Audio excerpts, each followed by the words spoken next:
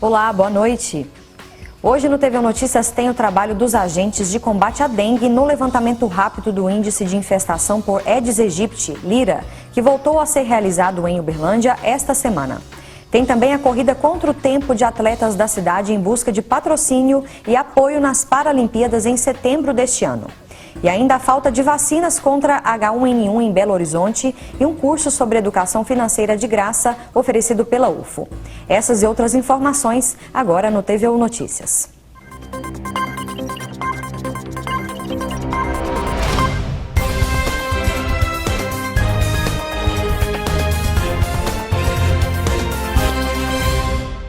Termina amanhã em Uberlândia o levantamento rápido do índice de infestação por Aedes aegypti, Lira. O estudo mede o risco de uma epidemia na cidade e oferece números para o planejamento de ações de combate. Ao todo, 180 agentes trabalham para fazer o levantamento em 11.650 imóveis sorteados pela Prefeitura. Até agora, Uberlândia registra quase 4.000 notificações de dengue. Uma manhã de muito trabalho para os agentes de zoonoses. Foi a vez dos domicílios das regiões Extremo Sul e Extremo Leste da cidade receberem as visitas que fazem parte das ações no combate à dengue. Denise reconhece o importante trabalho dos agentes. Tanto aqui como a vizinhança, né, nunca ajuda, né, terreno vago, terreno baldio, então é sempre bom, eles estão olhando, ajudando a gente também. A escolha dos quarteirões para as visitas foi através de sorteio. A amostragem é de 20%. Um sorteio mesmo. Mas lembrando que semana que vem a gente vai fazer aquela velha rotina de sempre, né, entrando de casa em casa para ver como está o sistema mesmo em Uberlândia. Este é o primeiro levantamento de índice rápido de infestação do Aedes aegypti de 2016. Através do Lira, a Secretaria Municipal de Saúde busca identificar as residências com focos de reprodução do mosquito e quais são os principais tipos de criadouros. Nas semanas anteriores, a gente estava seguindo aí o propósito de atender aqueles bairros ou localidades que apresentavam maior número de casos notificados, né? Depois do Lira, que a gente tem esse resultado, a gente consegue novamente ter outro parâmetro para avaliar como que a gente vai fazer, quais as regiões que devem ser trabalhadas nos 5 setores que a gente tem. A gente trabalha no setor sul, norte, central, leste e oeste. Então a gente consegue priorizar esse atendimento para fazer um trabalho mais adequado em relação ao número larvário e densidade larvária desses locais. A cidade ainda não está em epidemia, que é considerada a partir de 300 notificações por 100 mil habitantes. Mas Edmar alerta que o número de casos em Uberlândia está próximo da marca. A gente tem uma marca de 300 casos para que a gente consiga realmente afirmar que o município está em situação epidêmica, né? Pensando já na redução dos casos nessas próximas semanas, a gente imagina que o município não vai atingir esse status, né? Essa consideração é feita de acordo com as 4 últimas semanas epidemiológicas, então até então o município tem uma situação até regular e confortável em relação aos demais. A missão de combater os focos do Aedes aegypti continua e toda a população pode ajudar com a eliminação de possíveis criadouros. Sempre olhar em caixa d'água, né, para ver se está aberta ou fechada. Recipiente, que é o alimento do animal onde ele bebe água, né, do cachorro, sempre está olhando também. Passagem de rede de esgoto, sempre está olhando dentro de casa também é importante. Banheiro que não for utilizado, sempre eu achar a tampa da vasilha. E pneu, que for descartável, entrar em contato com a zoonose, que tem uma equipe específica para fazer recolhimento, ou se procurar um lugar para fazer o depósito dele. Deixar dentro de casa é perigoso. O resultado final do Lira será divulgado na próxima segunda-feira. E quando o assunto é doença, as transmitidas pelo Aedes aegypti preocupam cada vez mais. Porém, iniciativas simples de todos nós podem fazer muita diferença no combate ao mosquito transmissor de doenças. De Juiz de Fora, na Zona da Mata, vem um exemplo criativo e sustentável. Todo mundo já sabe de cor quais são as principais maneiras de combater o mosquito Aedes aegypti. Não deixar água parada. Mais o quê? Não deixar pneu, nem tampinha, nem lixo entulhado. 80% dos focos que nós coletamos no Lira, né, que é o índice de infestação do município, são encontrados dentro das residências. Tanto dentro das residências no interior das casas, como também no terreiro. E as larvas estão em caixas d'água destampadas, por exemplo, ou naquele pneu velho que a gente não sabe onde colocar. Mas o seu Gregório teve uma ideia. Ele doou um pé de acerola para ser plantado na escola onde o filho dele estuda. A ideia evoluiu e ele decidiu criar uma horta. Assim que o pneu chega aqui, nós furamos. Colocamos vários furos nos pneus para não acumular água e logo após enterramos os pneus com a terra já adubada para plantar. Nós estamos plantando berinjela, jiló, pimentão, alface, couve, cebolinha. O problema foi em uma outra escola, que fica no mesmo bairro, onde foram encontrados focos do mosquito Aedes aegypti. Agora, passada a fase da vistoria, o trabalho que vem sendo feito é de prevenção e conscientização. Depois que a horta estiver pronta, as crianças vão vir para poder cuidar. Eles vão regar, eles vão colher e também é bom para eles também, para eles poderem ter um contato maior com a natureza, né? Além disso, todos os alimentos plantados serão utilizados no almoço e na merenda das crianças. Segundo a secretária de Educação, iniciativas como esta reforçam o papel cidadão das crianças. É um processo educacional para a vida inteira.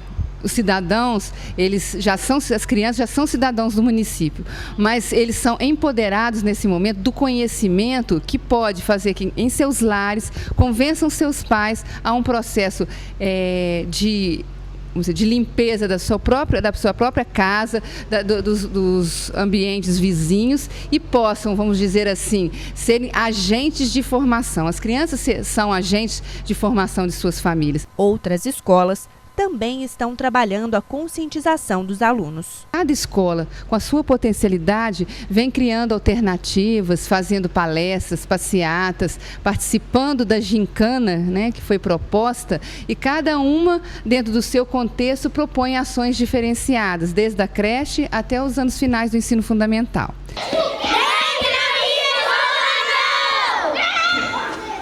Bom esse exemplo, iniciativa que pode e deve ser copiada em todo o país. E agora vamos saber como fica o tempo amanhã, sexta-feira. Em Uberlândia, o sol predomina o dia todo e nada de chuva. Mínima de 17 e máxima de 31 graus. Confira a previsão para outras cidades da região.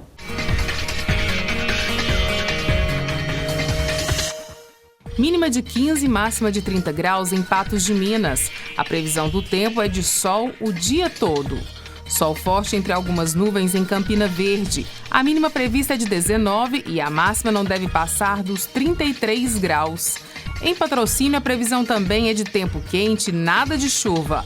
A temperatura mínima é de 14 e a máxima é de 29 graus. Sexta-feira de sol forte em Ituiutaba. A temperatura varia entre 18 e 33 graus. O medo de H1N1 provocou uma verdadeira corrida pela vacina contra a gripe em Belo Horizonte. Com tanta procura, o estoque de doses está esgotado na rede privada, que inclui clínicas e laboratórios. Na rede pública, a vacinação só começa no fim do mês. Nesta escola, na zona sul da capital, o H1N1 se tornou assunto de sala de aula. Aqui, as crianças aprendem tudo sobre prevenção. Então, como a gente teve o contato, a gente vai fazer a nossa proteção. E eles mostram que estão preparados para combater o vírus. Não é desprezo, é apenas proteção. Sem abraço, sem beijinho, sem aperto de mão. A gente tem aprendido como é que espirra, como é que tosse, para não passar para o outro colega. Além de falar sobre o H1N1 na sala de aula, cartazes estão espalhados pelo prédio com as dicas de como evitar a gripe. Tomar água no bebedouro, agora só com copo. Tudo para evitar possível contaminação. A gente tem trazido de uma forma que eles consigam absorver essa informação que é de uma forma pesada, né? De uma forma mais tranquila, mas conscientizando os nossos alunos da responsabilidade que cada um tem diante a prevenção do vírus H1N1. O H1N1 é um tipo de gripe, também conhecida como gripe suína. Ela se propaga no ar, por saliva e por toque. Os sintomas são semelhantes aos da gripe comum, mas no H1N1, a parte respiratória é uma das mais afetadas. Pode levar a alterações respiratórias, como quadros de insuficiência respiratória, que levam os indivíduos, às vezes, a serem internados em unidades de terapia intensiva, evoluindo com insuficiência respiratória, necessidade, inclusive, de respiração artificial.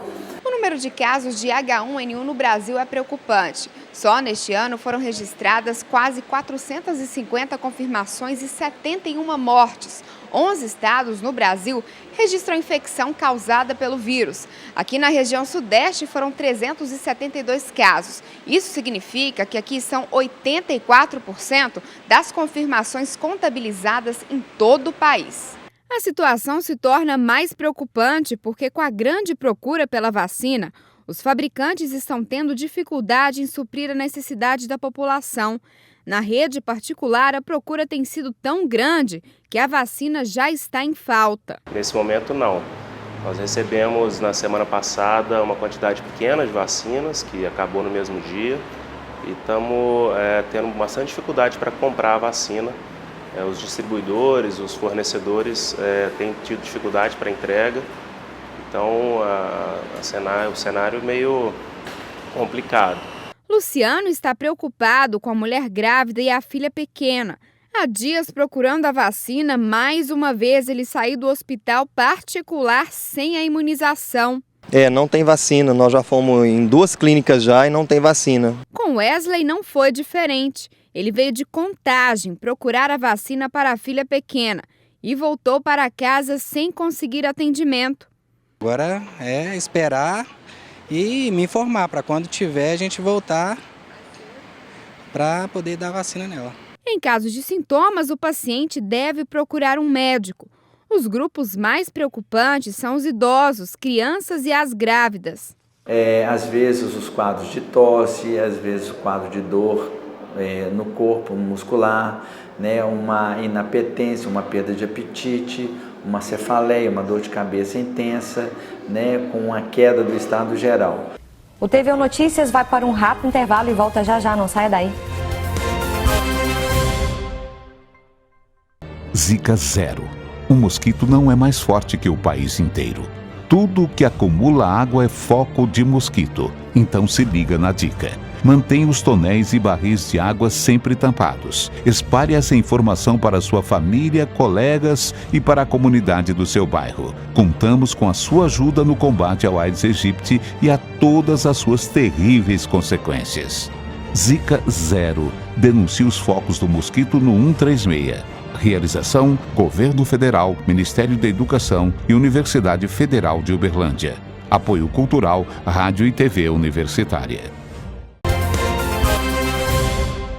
Uberlândia é referência nacional em várias modalidades de esportes paralímpicos, mas alguns para-atletas da cidade ainda encontram dificuldades de conseguir investimentos para continuar com os treinos. Mesmo debaixo de sol forte, o Clayton não para. Os treinos intensos ajudam o para-atleta a conquistar e manter os resultados no alto rendimento. Ele é dono de 16 medalhas internacionais, 3 recordes nacionais, atual recordista na classe 12 e está entre os 10 melhores do mundo na classe 11. A trajetória como para-atleta começou em 1998. Eu procurei um direito a um passe gratuito para as pessoas com deficiência, né? Até eu brinquei na época, aposentado tem passe, por que eu não tenho? Eu já sou aposentado. Aí procurei na prefeitura, a prefeitura me indicou para uma associação e lá eu fui informado que existia esporte para pessoa com deficiência visual, né? Que era a DEVITRINE, Associação dos Deficientes Visuais do Triângulo Mineiro. Isso em 98. Aí conheci a modalidade, apaixonei e lá conheci outra modalidade também, o goalball, e estou até hoje, graças a Deus, aí na luta. Considerado um dos 3 melhores no ranking do Brasil, o Clayton recebe Bolsa Atleta Nacional. Mas ele conta que nem sempre foi assim. Trabalhava de madrugada produzindo vassoura artesanal e treinava à tarde. Clayton incentiva os novos para-atletas a não desistirem porque no começo tudo é mais difícil.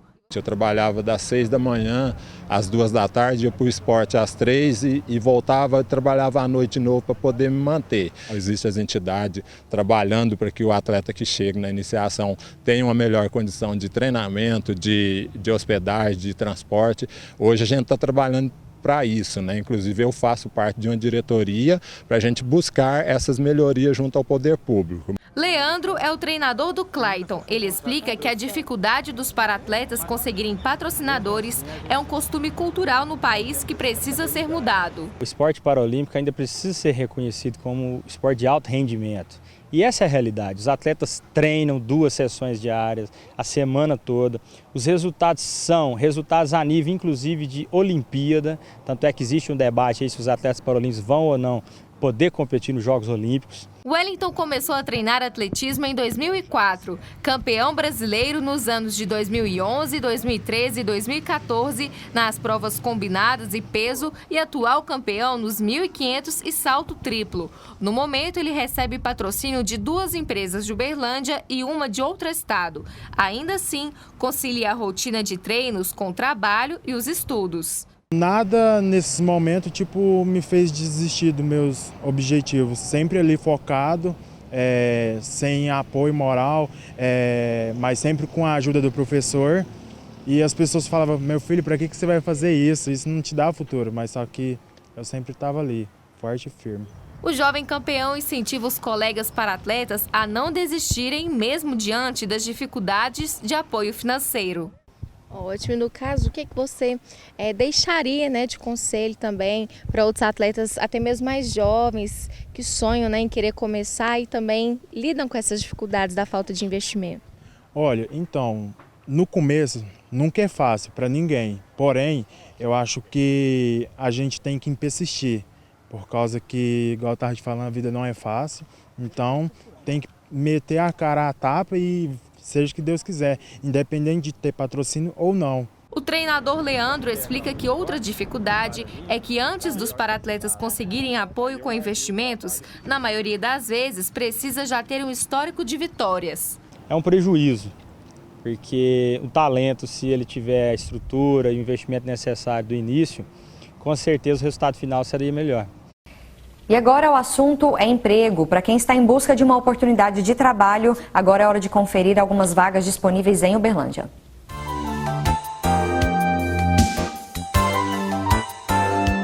Vaga para analista de controladoria pleno. O salário é de R$ 2.700 mais benefícios. É preciso ter ensino superior completo em ciências contábeis, economia ou administração e ter também experiência na área e carteira de habilitação. Para mais informações, o contato é leticiap@fundaçãocdl.org.br. Vaga para assistente de departamento fiscal. O salário é de R$ 1.200, mas é negociável e benefícios. É preciso cursar o ensino superior ou ser formado em ciências contábeis e ter experiência. Mais informações no leticiap@fundaçãocdl.org.br.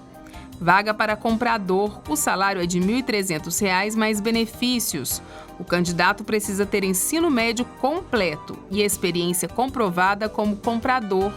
Interessados entrarem em contato no leticiap@fundaçãocdl.org.br.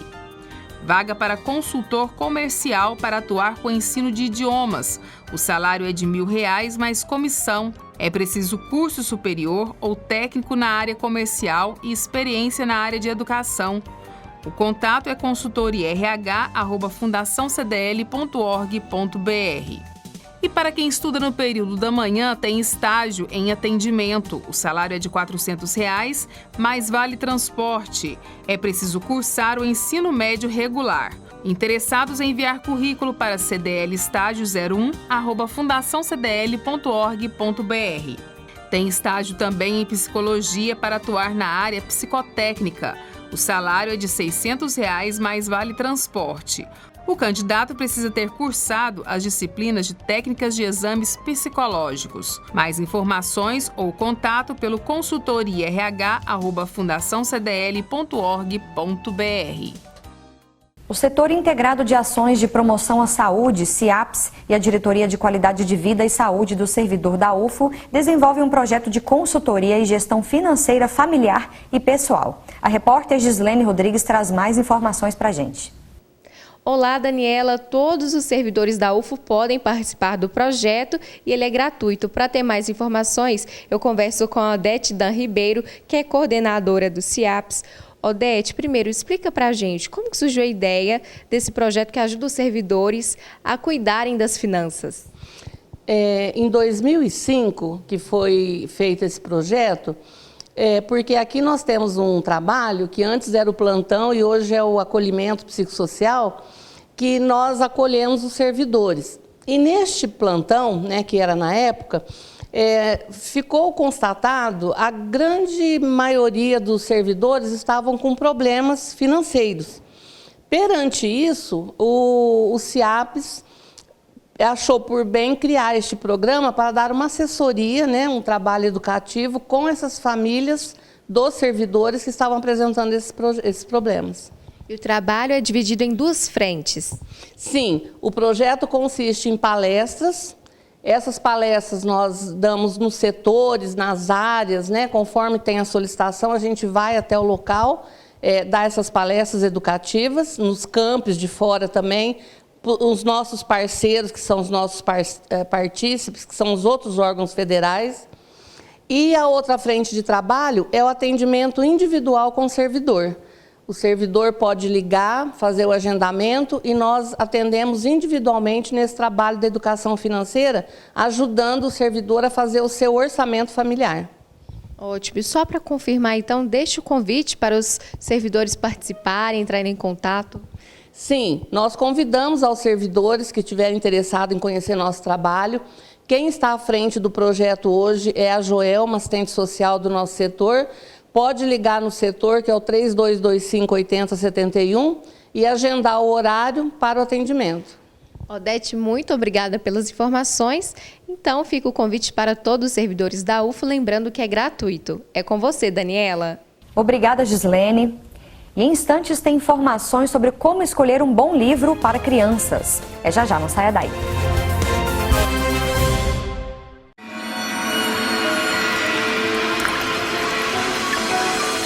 A chuva está cheia de perigos que você não vê. Por isso, evite dirigir em pista molhada. Não atravesse trechos alagados e observe o nível de rios e riachos com muita atenção. A água pode subir de repente. Em caso de emergência, ligue 193. Este número salva vidas. Bombeiros, um século salvando vidas.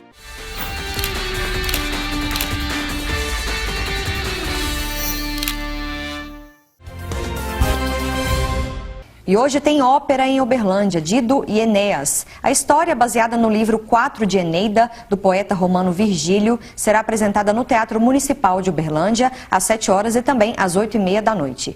Resultado de um trabalho de pós-doutorado em artes, a ópera, com direção geral do professor Flávio Carvalho e direção do coral da UFO, da regente Edmar Ferretti, é de graça e a retirada dos ingressos é feita no local. Como selecionar bons livros para as crianças? Esse é o tema da nossa entrevista de hoje. Boa noite, Gisela. Obrigada pela presença, viu, aqui no TVO Notícias. Boa noite. Literatura infantil selecionando bons livros. Como é que funciona isso? Como que os pais devem ficar atentos aí para escolher bons livros para as crianças? Claro, esse é um dos objetivos deste curso, alertar para isso. Porque hoje nós temos uma quantidade bastante alta de livros infantis, catalogados como literatura infantil, e que tem gerado aí algumas preocupações nas famílias, se aquele mesmo é um livro mais adequado para a infância. E que tipo de preocupação que a senhora está falando? Do que os pais mais carecem nesse sentido de buscar um livro aí para o filho? De ir à procura, de ir na loja, escolher um livro, né, que encaixe no perfil do filho também, né, Gisela? Não, na verdade nós estamos falando da qualidade do que está escrito. E o que é considerado um bom livro para a infância? Nós teríamos que falar um pouco do que é mesmo a infância. O que é a infância? Que etapa é essa, né? Que é considerada uma etapa formativa do caráter? E quem que é essa criança? Porque nós temos visto que muitos livros são bons livros, mas são escritos numa linguagem infantil, mas para que o adulto possa compreender. E a criança, muitas vezes, aquilo não faz parte do seu universo.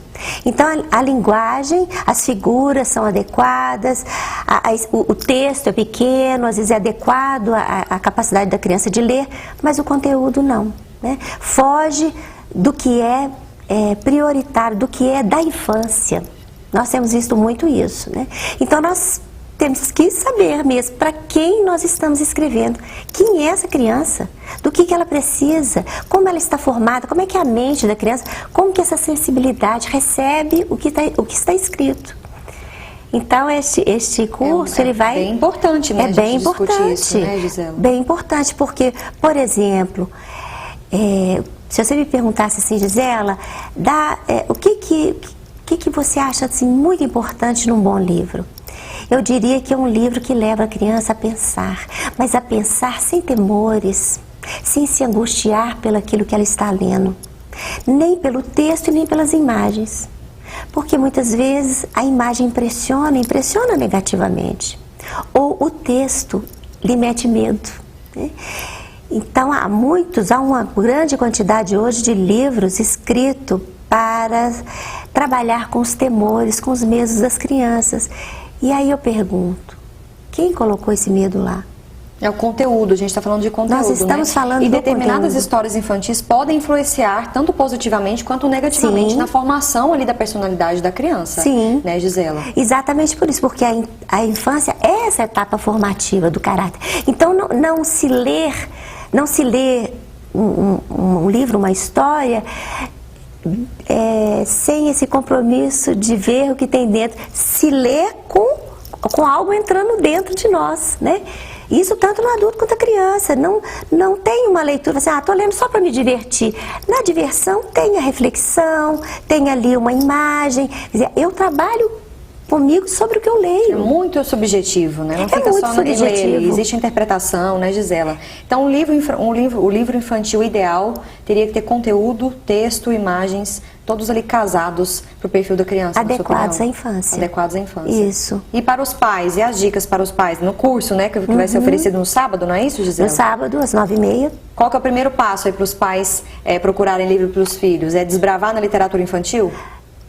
Não, seria desbravar, olhar com cuidado, selecionar, né? Olhar para aquele livro e ver qual a mensagem que ele está dizendo.